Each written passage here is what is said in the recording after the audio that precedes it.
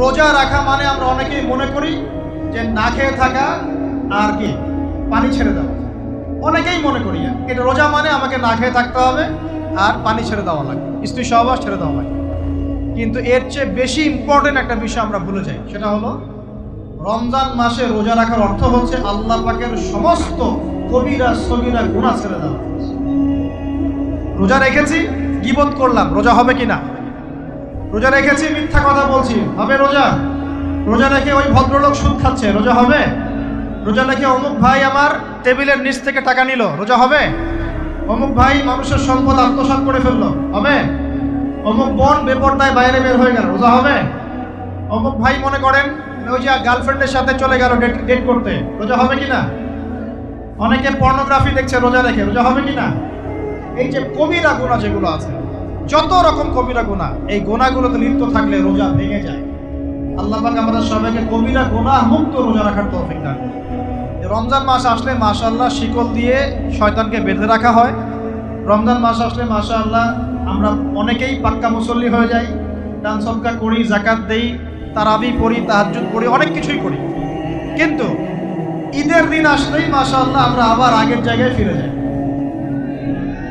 ঈদের দিন শয়তান যে ছাড়া পেয়েছে এটা বোঝার জন্য রাস্তাঘাটে বের হলেই হয় নাকি? মেয়েদের চলাফেরা দেখলে বোঝা যায়, আরও যে হোটেলে হোটেলে গান বাজে এগুলো দেখলে বোঝা যায় শয়তান ছাড়া পেয়েছে, আজকে বুঝলাম।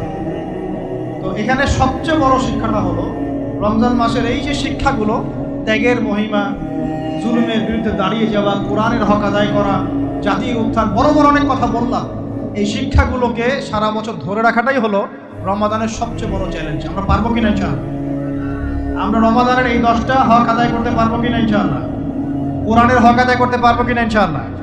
আল্লাহ রাব্বুল আলামিন আমাদের সবাইকে আসন্ন রমজানে সুস্থতার সাথে সমস্ত সওম রাখার তৌফিক দান করুন এবং রমজান মাসে বেশি বেশি তেলাওয়াত করার তৌফিক দান করুন, অর্থ বুঝে পড়ার তৌফিক দান করুন, বেশি বেশি দান সদকা করার তৌফিক দান করুন, বেশি বেশি ওই যে গরিব দুঃখী মানুষের পাশে দাঁড়ানোর তৌফিক দান করুন, বেশি বেশি যাকাতগুলো দিয়ে দেওয়ার তৌফিক দান করুন, বেশি বেশি আল্লাহর জিকির করার তৌফিক দান করুন, বেশি বেশি আল্লাহ পাক আমাদেরকে নফল নামাজগুলো পড়ার তৌফিক দান করুন, কোরআন কেন্দ্রিক সময় কাটানোর তৌফিক দান করুন, রাসূলের সুন্নতের উপর আমল করার তৌফিক দান করুন এবং একটা নতুন আলোকিত প্রজন্ম এবং জাতি হিসেবে এই রমাজানে আল্লাহ রাব্বুল আলামিন আমাদের যুব সমাজকে আত্মপ্রকাশ করার তৌফিক দান করুন।